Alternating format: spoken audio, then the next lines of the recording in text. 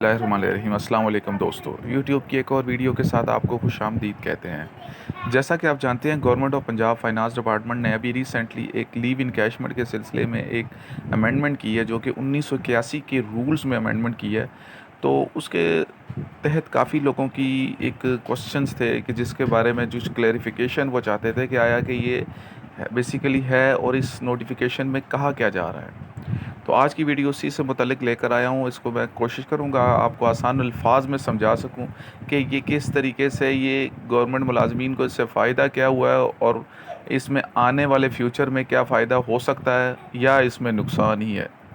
तो दोस्तों, वीडियो में आगे बढ़ने से पहले आपसे रिक्वेस्ट है कि अगर आप मेरे चैनल पर नए हैं तो काइंडली मेरे चैनल को सब्सक्राइब, वीडियोस को लाइक और बेल आइकन को ज़रूर प्रेस कीजिएगा ताकि आने वाली वीडियोस का नोटिफिकेशन आपको बर वक्त मिल सके।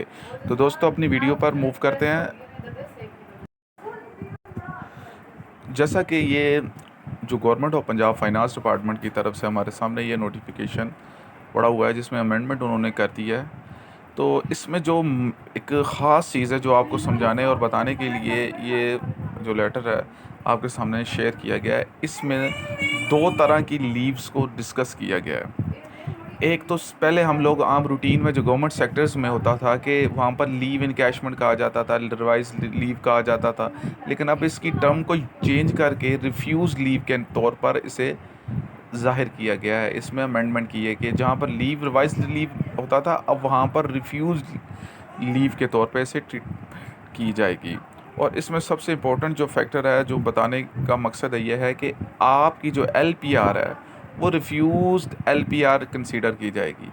अब यानी कि एक बंदा जो लीव इनकैशमेंट में जो अमेंडमेंट है ना, एक बंदा जो रिटायर हुआ है होने वाला होता है, उसकी लीव इनकैशमेंट उसको दी जाती है। 1 साल की छुट्टी के बराबर उसको सैलरी मिलती है, जो कि उसकी लास्ट पे के अकॉर्डिंगली होती है। ठीक है, जो 12 महीने के साथ उसको मल्टीप्लाई करके उसे दी जाती है। इसके बरक्स अब जो गवर्नमेंट की तरफ से जो रूल्स या अमेंडमेंट हुई है, उसमें जो आपकी लीव इनकैशमेंट बनती है वो आपकी इनिशियल बेसिक पे चली गई है। यानी कि अब अगर रिवाइज पे स्केल हुए हैं 2022 के, अब एक स्केल है जी 7वें स्केल का बंदा है, उसकी बनती थी उसकी 20,000 थी फॉर एग्जांपल। अब वो रिवाइज उसकी इनिशियल पे 10,000 है, तो वो जो उसको इनिशियल पे मिलेगी इनकैशमेंट, वो इनिशियल के हिसाब से कैलकुलेशन होगी, जिसकी वजह से गवर्नमेंट मुलाजमीन को तो बहुत ज़्यादा नुकसान है। इसमें इसमें कोई फ़ायदा कोई नहीं हुआ। अब सबसे इम्पोर्टेंट चीज़ ये है कि अब देखें, जिसमें एक बंदे के रिवाइज्ड होते हैं पे स्केल, हर साल या हर 2-3 साल पर रिवाइज्ड होते हैं, जो बेसिक इंक्रीमेंट्स लगी होती हैं, तो वो सारे एक बेसिक में शामिल होते हैं। तमाम गवर्नमेंट मुलाजमीन की जो पेंशन, जो ग्रेजुटी, वो उसके ही अकॉर्डिंगली बनती है। अगर वो देखा जाए तो उसका बड़ा बेसब्री से इंतज़ार कर रहा होता है हर गवर्नमेंट मुलाजमीन। तो जब इस तरीके से अमेंडमेंट हो तो इसमें तो काफ़ी नुकसान है, क्योंकि जो पे आपकी फॉर एग्ज़ाम्पल एक बंदा है, उसको 20,000 थी उसकी बेसिक लास्ट पे। अब जो 20,000 को अगर हम मल्टीप्लाई करते हैं 12,000 से, तो ये हमारे पास बनती है 2,40,000। ये एग्जाम्पल के तौर पे बता रहा हूँ। अब उन्होंने इसी स्केल में रहते हुए इनिशियल पे चले गए, यानी कि 10,000। अब वो 12 के साथ मल्टीप्लाई 1 20, यानी कि 1,00,000 का डिफरेंस आ गया, जो कि काफ़ी मायने रखता है। अब इसी की बेस पर आपकी ग्रेजुटी कैलकुलेट की जाती है। अगर उस एक्सपेक्टेड है कि अगर इनकैशमेंट में ये रूल्स में अमेंडमेंट की जा सकती है, तो ग्रेजुटी में भी एक्सपेक्टेड है कि हो जाए फ्यूचर में, जो कि अल्लाह करे ना हो।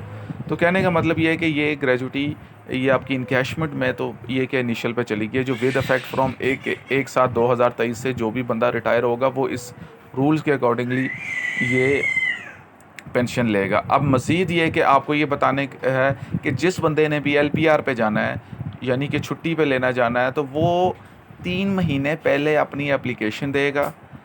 3 महीने पहले एप्लीकेशन अपनी अपॉइंटमेंट अथॉरिटी को देगा, वो उसे एक्सेप्ट करेगी या इसे रिजेक्ट करेगी। अगर एक्सेप्ट करेगी तो ठीक है, आप 1 साल की छुट्टी ले लें, उसके बाद आपकी रिटायरमेंट की डेट मेंशन कर दी जाएगी आपके एलपीआर की नोटिफिकेशन में या ऑर्डर्स में।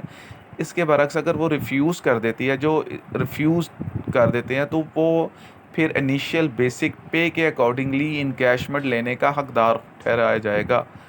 तो इस चीज़ को क्लियर करना यहाँ पर ज़रूरी था। अब देखें ना, एलपीआर द वर्ड को उन्होंने रिफ्यूज़ करके रिफ्यूज़ एलपीआर कर दिया, यानी कि कोशिश उनकी ये है कि अगर वो छुट्टी करता है ना, छुट्टी नहीं करता, छुट्टी रिफ्यूज़ हो जाती है। फॉर एग्ज़ाम्पल इनकैशमेंट देने में उनको फ़ायदा ही नज़र आता है, अगर वो छुट्टी करता है तो सैलरी मैक्सिमम लेगा सवाए कन्वेंस अलाउंस की।